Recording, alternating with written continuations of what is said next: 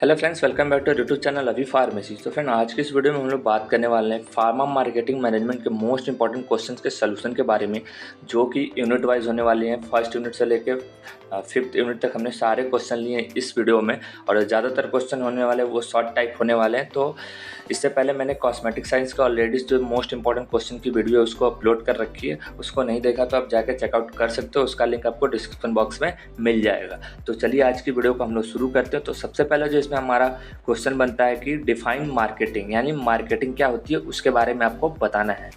तो इसके लिए हम लोग देख लेते हैं कि मार्केटिंग क्या होती है। Marketing is an activity of buying and selling of goods and services. तो बेसिकली मार्केटिंग क्या होता है, एक तरीके की एक्टिविटी होती है जिसमें हम लोग किसी भी प्रोडक्ट को या किसी गुड्स को बाई करते हैं और उसको सेल करते हैं। इसी को क्या बोलते हैं, मार्केटिंग बोलते हैं।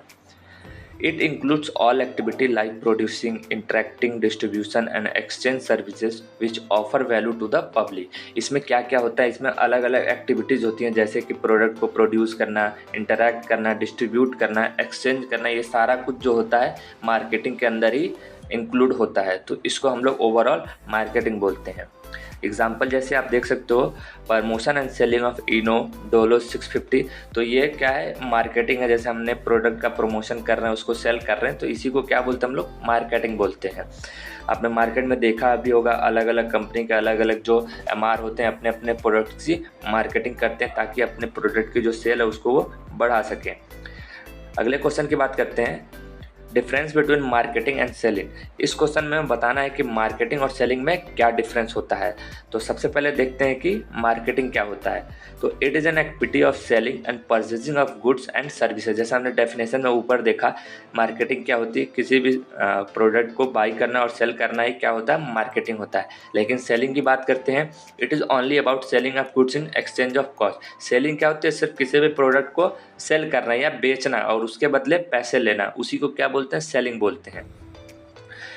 नेक्स्ट पॉइंट की बात करते हैं, it focus on the need and demand of customer. जो मार्केटिंग होती है इसका मेन जो फोकस होता है वो कस्टमर की क्या नीड है, उसकी क्या डिमांड है, उसके ऊपर ये काम करते हैं। लेकिन सेलिंग की बात करते हैं, it is focus on the need of selling. ये मेनली फोकस करते हैं कि सेलिंग की ज़रूरत क्यों और किस तरीके से हम अपने प्रोडक्ट को सेल कर सकते हैं। नेक्स्ट पॉइंट की बात करते हैं, generate leads for sales team. तो जो मार्केटिंग होता है वो बेसिकली कैसे काम करता है, जो भी मार्केटिंग के जो मेंबर्स होते हैं, एम्प्लॉय होते हैं, उनके थ्रू ही जो होता है, जो भी प्रोडक्ट होता है उसकी मार्केटिंग की जाती है। लेकिन बेसिकली सेलिंग में क्या होता है, जो भी ऑनर है या जो भी बेचने वाला है उसका मेन मकसद होता है कैसे ज़्यादा से ज़्यादा कस्टमर को हम लोग अपने प्रोडक्ट को सेल आउट कर सकते हैं। एग्जाम्पल आप लिख सकते हो, promotion and selling of Eno and Dolo 650, जैसे कि हमने ऊपर डेफिनेशन में देखा था। सेलिंग का एग्जाम्पल आप लिख सकते हो, सेलिंग ऑफ एनी प्रोडक्ट और सर्विसेज। सिंपली इसमें किसी भी तरीके का प्रमोशन नहीं होता, इसमें सिंपली हम लोग प्रोडक्ट को या किसी सर्विस को सेल आउट करते हैं।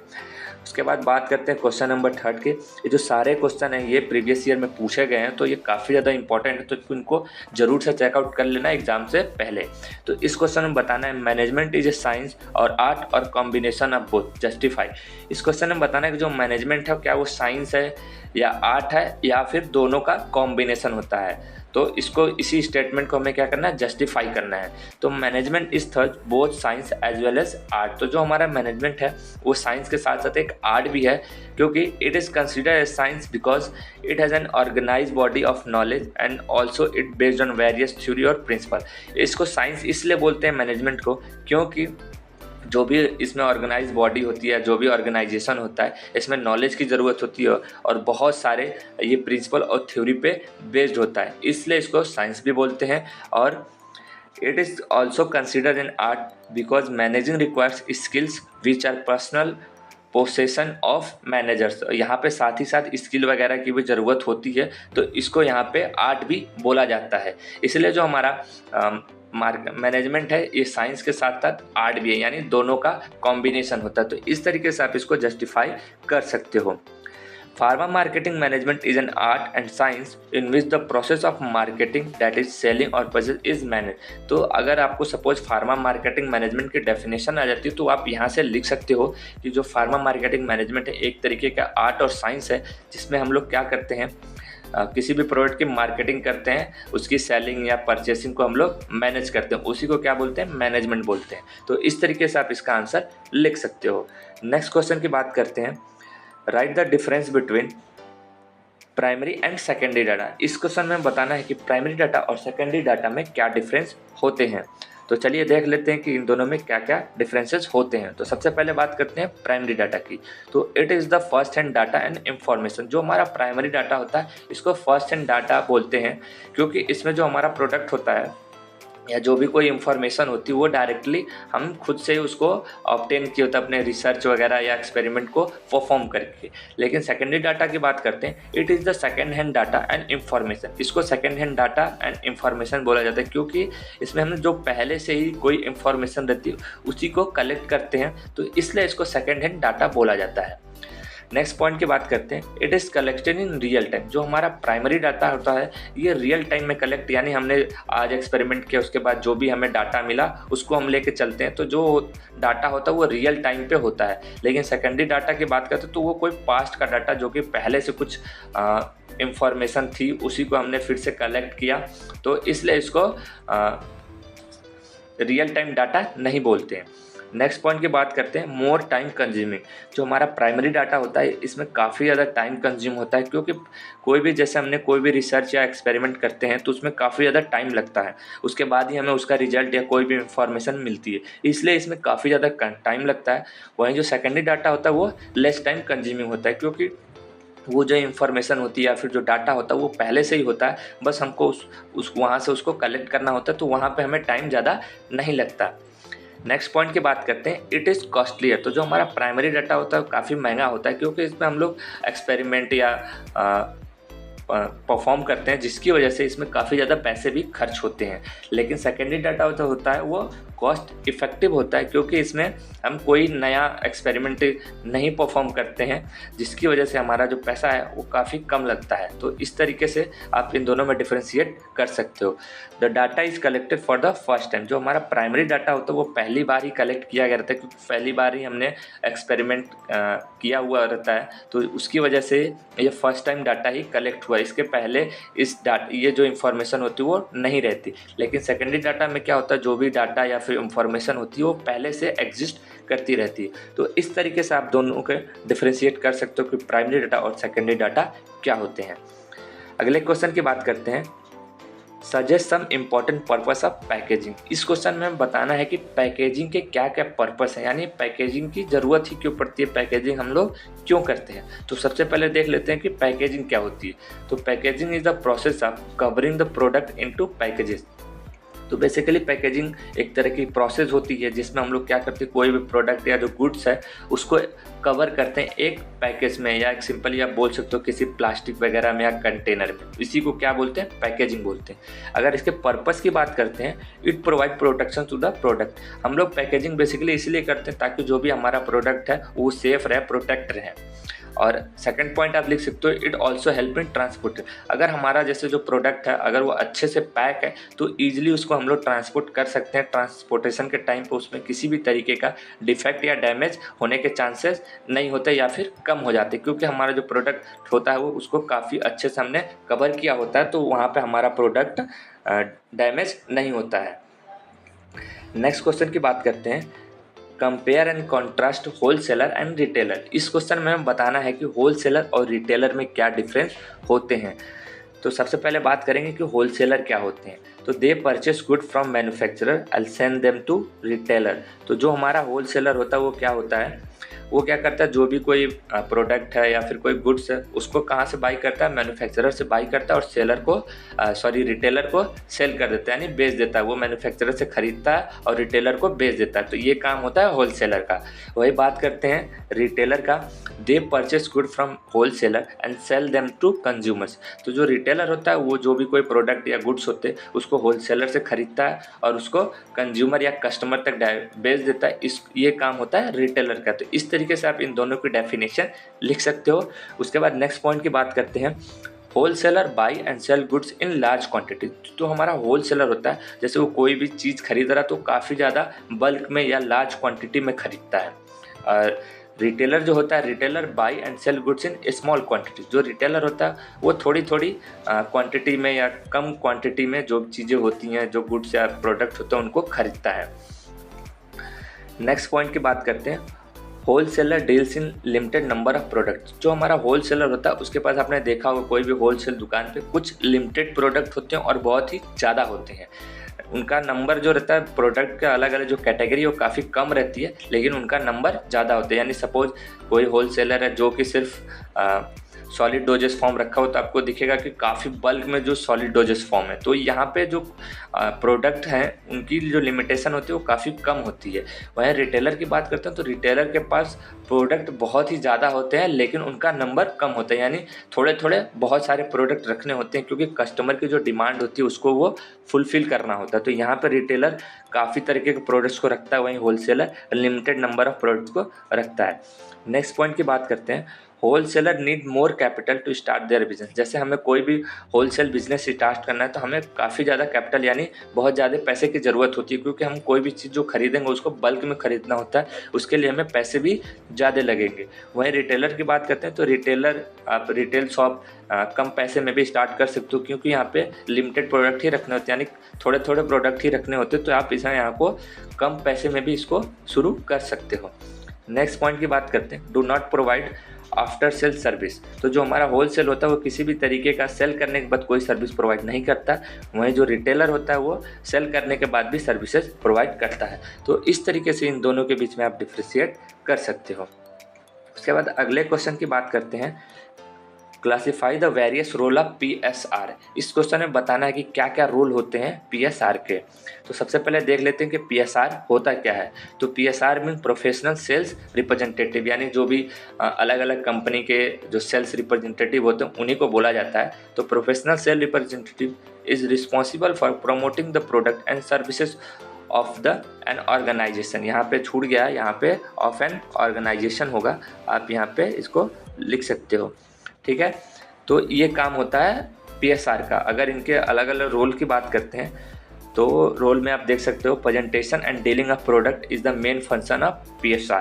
तो जो भी कोई प्रोडक्ट होता है उसके प्रेजेंटेशन और डीलिंग का जो काम होता है वही मेन काम होता है PSR का। Providing product information and deliver product sample, साथ ही साथ जो भी कोई वो प्रोडक्ट लिए हुए होते हैं उसके बारे में इंफॉर्मेशन वो प्रोवाइड करते हैं। जो भी जैसे डॉक्टर हो गया या फिर फार्मासिस्ट हो गया, उसको इन्फॉर्मेशन प्रोवाइड करते हैं, और साथ ही साथ उस प्रोडक्ट का एक जो सैंपल होता है वो भी देते हैं कि हमारा ये प्रोडक्ट है, आप इसको एक बार देख सकते हो कि किस तरीके से प्रोडक्ट हमारा अच्छा है, इसका क्या इफ़ेक्ट है, इस तरीके से वो करते हैं। उसके बाद attend sales meeting conference calls. तो ये जो अलग अलग मीटिंग या कॉन्फ्रेंसेज होते हैं उसको भी इनका अटेंड करना इनका काम होता है।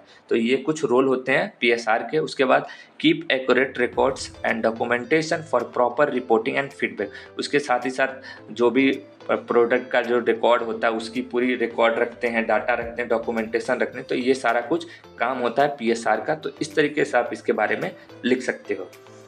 नेक्स्ट क्वेश्चन की बात करते हैं, डिफाइन चैनल कॉन्फ्लिक्ट। इस क्वेश्चन में बताना है कि चैनल कॉन्फ्लिक्ट क्या होता है। तो channel conflict is a disagreement between two channel members where each channel member trying to prevent another channel from achieving its goal. तो चैनल कॉन्फ्लिक्ट आप बोल सकते हो कि दो चैनल मेंबर्स के बीच में झगड़ा या विवाद, जहाँ पे क्या होता है जो अलग अलग चैनल में अलग अलग जो मेंबर्स होते हैं अलग अलग चैनल्स के, वो कोशिश करते हैं कि जो दूसरा चैनल का जो मेंबर है वो अपने गोल्स को अचीव ना कर पाए। इसी को क्या बोलते हैं, चैनल कॉन्फ्लिक्ट। अगर इसके टाइप की बात करते हैं तो ये 3 तरीके का होता है, हॉरिजॉन्टल कॉन्फ्लिक्ट, वर्टिकल कॉन्फ्लिक्ट और डायगोनल कॉन्फ्लिक्ट। तो आप इसको देख सकते हो अगर ये लॉन्ग में आ जाता है। यहाँ पे हमने इसको शॉर्ट में कवर कर लिया है। उसके बाद अगले क्वेश्चन की बात करते हैं, define branding. Branding is a marketing practice of creating a name, symbol और design that identify and differentiate a product from other product. तो ब्रांडिंग क्या होती है, एक तरीके की मार्केटिंग ही होती है, एक तरीके की मार्केटिंग प्रैक्टिस होती है जिसमें हम लोग कोई भी जो प्रोडक्ट होता है उसके एक नेम से या उसके सिंबल से या उसके डिज़ाइन से उसको आइडेंटिफाई करते हैं और उसको दूसरे प्रोडक्ट से डिफ्रेंशिएट करते हैं। तो ये काम होता है ब्रांडिंग का, इसी को हम लोग ब्रांडिंग बोलते हैं। अगर इसके एडवांटेजेस की बात करते हैं तो identification of product, differentiation of product, legal protection. तो जैसे कोई भी प्रोडक्ट का अगर एक ब्रांडिंग होता है तो उसको आइडेंटिफाई करने में आसानी होती है, डिफ्रेंशिएट करने में आसानी होती है और साथ ही साथ उसको एक लीगल प्रोटेक्शन भी मिलता है कि उस प्रोडक्ट को कोई यूज़ ना कर सके। उसके बाद इम्प्रूव कस्टमर मेंटल सेटिस्फेक्शन, साथ ही साथ जो कस्टमर होता है उसको भी सेटिस्फेक्शन मिलता है कि वो जो ब्रांड का प्रोडक्ट लेने आया था उसको वो ब्रांड मिल गया। Creation of separate market, market में उसका एक अलग सा डिमांड होता है कि इस ब्रांड के प्रोडक्ट ही चाहिए और साथ ही साथ ईजी टू प्रमोट, उस प्रोडक्ट को प्रमोट करना भी आसान हो जाता है अगर उसकी एक ब्रांड वैल्यू है तो। नेक्स्ट क्वेश्चन की बात करते हैं, differentiate between advertisement and sales promotion. इस क्वेश्चन में बताना है कि एडवर्टीजमेंट और सेल्स प्रमोशन में क्या डिफरेंस होते हैं। तो सबसे पहले बात करेंगे एडवर्टीजमेंट, जो कि हम लोग पीरियड के बेसिस पे बात करेंगे। तो it is a long term plan. तो जो एडवर्टीजमेंट होता है वो काफ़ी लॉन्ग टर्म प्लान होता है, यानी ज़्यादा टाइम के लिए किया जाता है। वही जो सेल्स प्रमोशन होता है it is a short term plan. जो सेल्स प्रमोशन होती है वो काफ़ी कम टाइम के लिए की जाती है। अगर एक्सपेंस की बात करते हैं तो एडवर्टीजमेंट जो होता है वो कंपैरेटिवली कॉस्टली होता है, क्योंकि एडवर्टीजमेंट करने के लिए हमें पेड करना होता है। जो भी सोशल मीडिया या फिर अलग अलग जो प्लेटफॉर्म है उन पे अगर हमने अपने प्रोडक्ट की एडवर्टीजमेंट करनी है तो उसके लिए हमें पेड करना पड़ता है, यानी वो पेड सर्विस होती है। लेकिन sales promotion it is not very costly. जो सेल्स प्रमोशन होता है ये बहुत ज़्यादा कॉस्टली नहीं होता, क्योंकि यहाँ पे हमें किसी भी तरीके की जो मीडिया मेंबर्स होते हैं उनको पेमेंट नहीं करना होता। हम लोग सिंपली अपने प्रोडक्ट के ऊपर ही अलग अलग ऑफ़र लगा देते हैं, जिसकी वजह से हमें बहुत ज़्यादा पैसे नहीं लगते। फिट फॉर, आप यहाँ से लिख सकते हो कि जो एडवर्टीजमेंट वो कैसी कंपनियों के लिए सूटेबल होता है। तो जो मीडियम से लार्ज टाइप की कंपनियाँ होती हैं वो एडवर्टीजमेंट करती हैं। लेकिन वहीं सेल्स प्रमोशन की बात करते हैं तो जो सेल्स प्रमोशन होता है वो छोटी से लेके बड़ी कंपनियाँ, सभी कंपनियाँ क्या करती हैं, सेल्स प्रमोशन करती हैं। पर्पस की बात करते हैं तो इंक्रीज सेल्स, ब्रांड बिल्डिंग। तो जो बेसिकली एडवर्टीजमेंट करने का क्या पर्पस होता है, तो एडवर्टीजमेंट करने का मेन पर्पस ये होता है कि अपनी सेल्स को इंक्रीज़ कर सकते हैं, अपनी जो ब्रांड है उसको मार्केट में बना सकते हैं कि हमारा इस ब्रांड का प्रोडक्ट है। वहीं सेल्स प्रमोशन का मेन पर्पस क्या होता है, तो यहाँ पे increase sale. Basically sale promotion का मेन यही रीज़न होता है कि ज़्यादा से ज़्यादा हम अपने प्रोडक्ट को सेल आउट कर सकें। रिजल्ट की बात करते हैं तो जो एडवर्टीजमेंट होता है वो स्लोली होता है, वहीं जो सेल्स प्रमोशन होता है बहुत फास्ट होता है, क्योंकि ये लिमिटेड टाइम के लिए होता है। अगर मेथड की बात करें किस तरीके से एडवर्टीजमेंट किया जाता है, तो इसको डिजिटल मीडिया या फिर प्रिंट मीडिया के थ्रू किसी भी प्रोडक्ट का या फिर गुड्स का एडवर्टीजमेंट किया जाता है। वहीं सेल्स प्रमोशन की बात करते हैं, giving coupons, discount, free product. जैसे आपने देखा होगा सेल्स प्रमोशन, अलग अलग जो प्रोडक्ट आते हैं मार्केट में उस पर कभी कभी लिखा रहता है 20% डिस्काउंट, 50% डिस्काउंट, या फिर किसी प्रोडक्ट के साथ कोई प्रोडक्ट फ्री में भी दिया जाता है। तो ये होता है सेल्स प्रमोशन। फ्रीक्वेंसी की बात करते हैं, यानी कब कब किया जाता है। तो जैसे हमारा जो एडवर्टीजमेंट होता है वो रेपिटेटिव होता है, इसको हम लोग बार बार करते हैं। जैसे मोबाइल में ऐड वगैरह आती रहती है, हमने कोई भी अगर वीडियो देखते रहते हैं तो आपने देखा होगा वो ऐड बार बार रिपीटेड होती है। लेकिन जो सेल्स प्रमोशन होता है वो रिपीटेड नहीं होता। तो इस तरीके से आप इसमें एडवर्टीजमेंट और सेल्स प्रमोशन में डिफ्रेंशिएट कर सकते हो। उसके बाद अगले क्वेश्चन की बात करते हैं, difference between advertisement and publicity. इस क्वेश्चन में बताना है कि एडवर्टीजमेंट और पब्लिसिटी में क्या डिफरेंस होता है। तो पेमेंट के बेसिस पे बात करते हैं तो advertisement is a paid form of marketing communication with target customer. Basically जो हमारा एडवर्टीजमेंट क्या होता है, एक पेड फॉर्म ऑफ प्रमोशन होता है जिसमें हम लोग पैसे देकर अपने प्रोडक्ट का एडवर्टीजमेंट कराते हैं। लेकिन जो publicity is an unpaid form of marketing communication. Publicity में किसी भी तरीके के पैसे नहीं देने पड़ते, क्योंकि जो हमारी पब्लिक है या फिर जो भी कस्टमर हैं वही फीडबैक देते हैं उस प्रोडक्ट के बारे में कि ये प्रोडक्ट अच्छा है कि बेकार है। तो यहाँ पे पब्लिसिटी के लिए कोई भी पैसे नहीं लगते।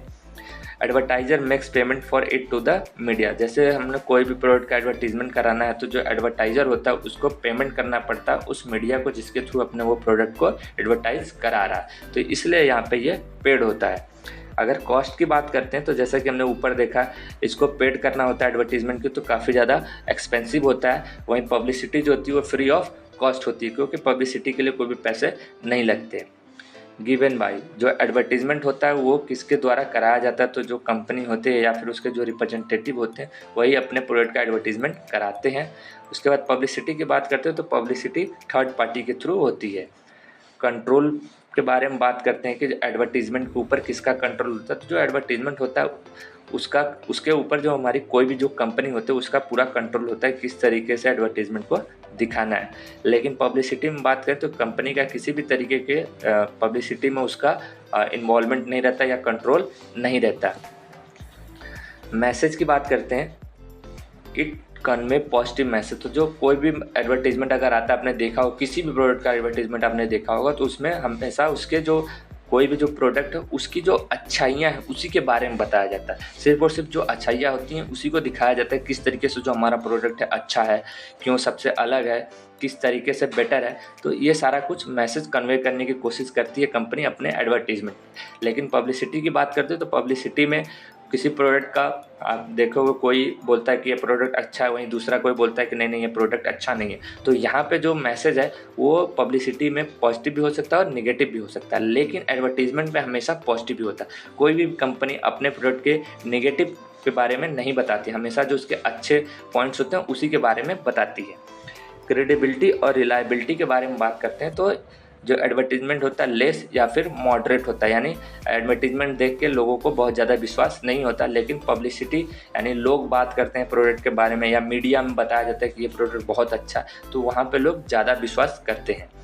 फोकस ऑन, एडवर्टीजमेंट का मेन फोकस क्या होता है, वो अपने टारगेट ऑडियंस को फोकस करती है। और पब्लिसिटी की बात करते हैं तो यहाँ पे मेन रोल होता है कि अवेयरनेस करना, लोगों को अवेयर करना। रिपीटेशन की बात करते हैं तो जैसा कि हमने बताया एडवर्टीजमेंट जो होता है वो रिपीटेटिव होता है, यानी बार बार दिखाया जाता है, लेकिन जो पब्लिसिटी होती है वो रिपीटेड नहीं होती। तो इस तरीके से आप पब्लिसिटी और एडवर्टीजमेंट में डिफरेंस आउट कर सकते हो। ये इंपॉर्टेंट क्वेश्चंस हैं कि एडवर्टीजमेंट और सेल्फ प्रमोशन या फिर एडवर्टीजमेंट और पब्लिसिटी में क्या डिफरेंस होते हैं। उसके बाद अगले क्वेश्चन की बात करते हैं, define market research and it's need. इस क्वेश्चन में बताना है कि मार्केट रिसर्च क्या होती है और उसके हमें ज़रूरत क्यों पड़ती है।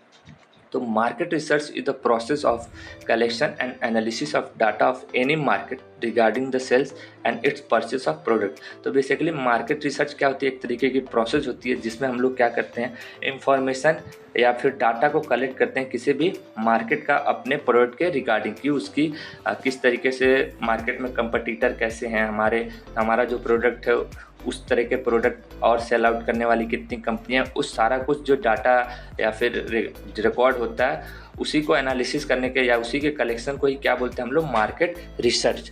अगर इसकी नीड की बात करते हैं कि मार्केट रिसर्च की ज़रूरत ही क्यों होती है, इसकी नीड ही क्यों होती है, तो to understand the need of customer, ताकि हमें पता चल सके कि कस्टमर की क्या नीड है, क्या ज़रूरत है, उसको पता कर सके।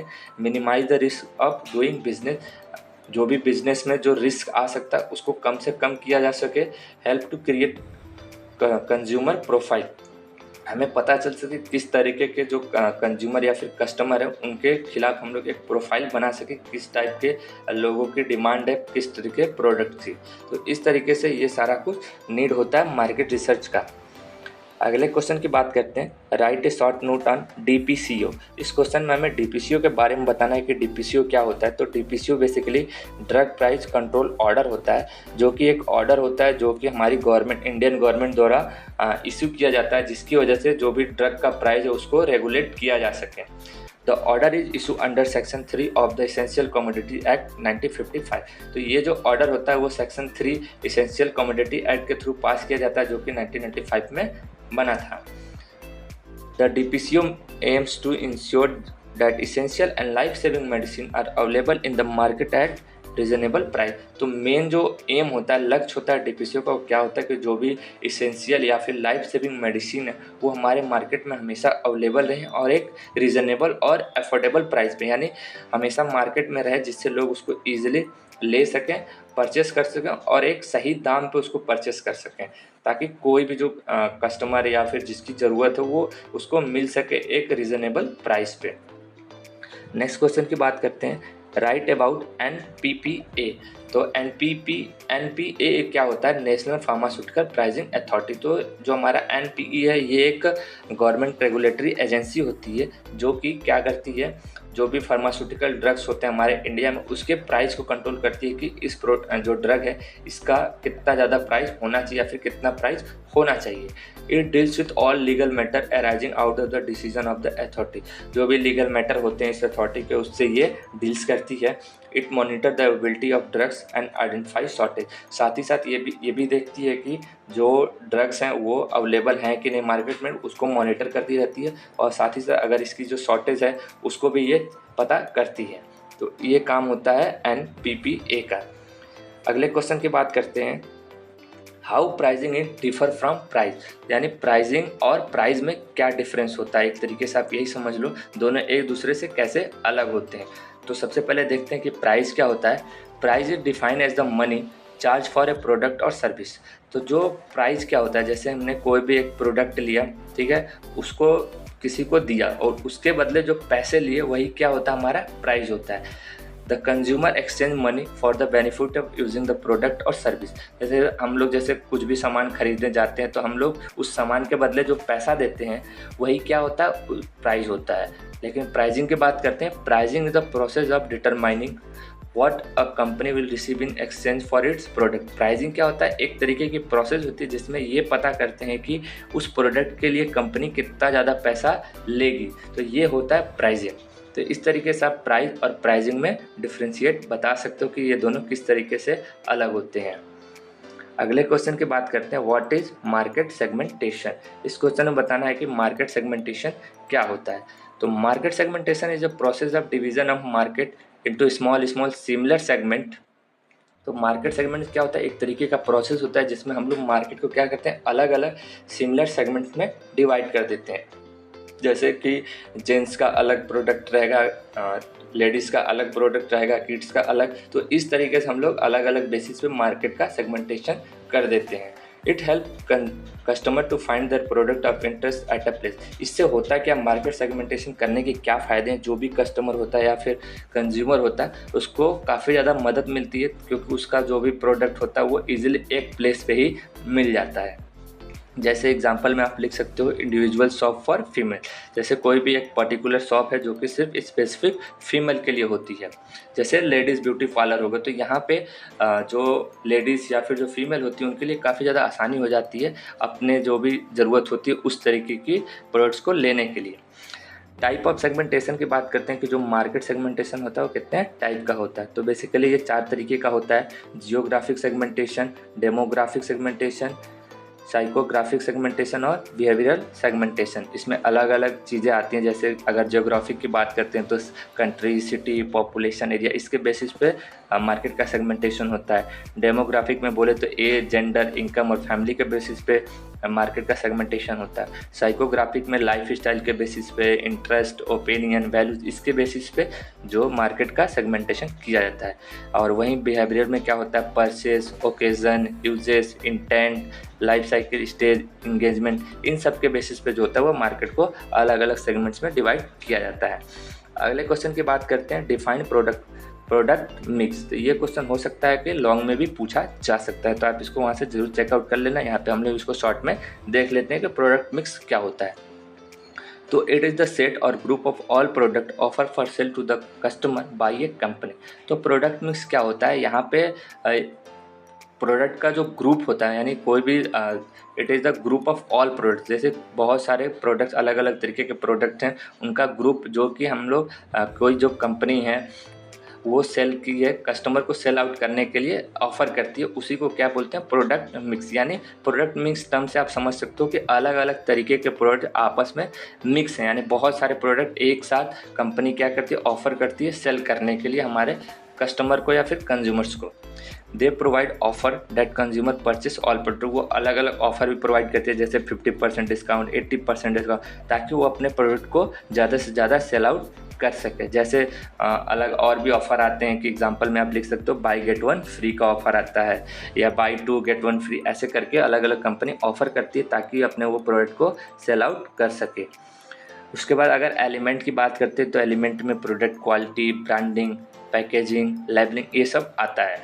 जो मार्केटिंग मिक्स में क्या होता है, बेसिकली 4 P's काम करता है, जैसे प्रोडक्ट, प्लेस, प्रमोशन, प्राइस। ये सारे फैक्टर इंपॉर्टेंट रोल प्ले करते हैं अगर हमें कोई भी प्रोडक्ट को सेल आउट करना है। तो प्रोडक्ट कैसा है, किस प्लेस पे हम लोग प्रोडक्ट को सेल आउट कर रहे हैं, प्लेस कैसी है वो भी मैटर करती है। साथ ही साथ प्रोडक्ट का प्रमोशन मैटर करता है और उसकी प्राइस कितनी है, ये सारे कुछ जो फैक्टर होते हैं वो इंपॉर्टेंट रोल प्ले करते हैं प्रोडक्ट के सेल्स में। तो इस तरीके से आप इनको लिख सकते हो। अगले क्वेश्चन की बात करते हैं, डिफाइन प्रोडक्ट लाइन। इस क्वेश्चन में बताना है कि प्रोडक्ट लाइन क्या होती है। तो product line it is a group of related product that company sell under a single brand name. तो प्रोडक्ट लाइन्स मीन्स होता है कि जैसे अलग अलग प्रोडक्ट्स हैं, यानी अलग अलग यूज के प्रोडक्ट्स हैं, जैसे कोई मोबाइल फ़ोन है, एयरफोन से, तो ये अलग अलग चीज़ें हैं, लेकिन इनको एक सेम ब्रांड नेम से या सिंगल ब्रांड नेम से जब कंपनी सेल करती है तो उसी को बोलते हैं प्रोडक्ट लाइन। यानी अलग अलग प्रोडक्ट को सेम ब्रांड नेम से सेल करना या सेम ब्रांड से सेल करना ही क्या होता है, प्रोडक्ट लाइन। जैसे सैमसंग एक ब्रांड है, सैमसंग के आपने मोबाइल फ़ोन भी देखे होंगे, ईयरफोन्स भी देखे होंगे, टैबलेट्स भी देखे होंगे, साथ ही साथ इसके टीवी वगैरह भी आते हैं, फ्रिज रेफ्रिजरेटर वगैरह भी आते हैं। तो ये सारा कुछ क्या होता है, प्रोडक्ट लाइन होता है, क्योंकि ये अलग अलग प्रोडक्ट हैं लेकिन इनका जो ब्रांड नेम है वो सेम है। तो इस तरीके से आप इनको डिफ्रेंशिएट कर सकते हो। तो आई होप आपको सारा कुछ समझ में आ गया होगा कि किस तरीके से आप शॉर्ट क्वेश्चन प्रिपेयर कर सकते हो। हमने सारे ही यूनिट से इंपॉर्टेंट क्वेश्चन कवर किए थे।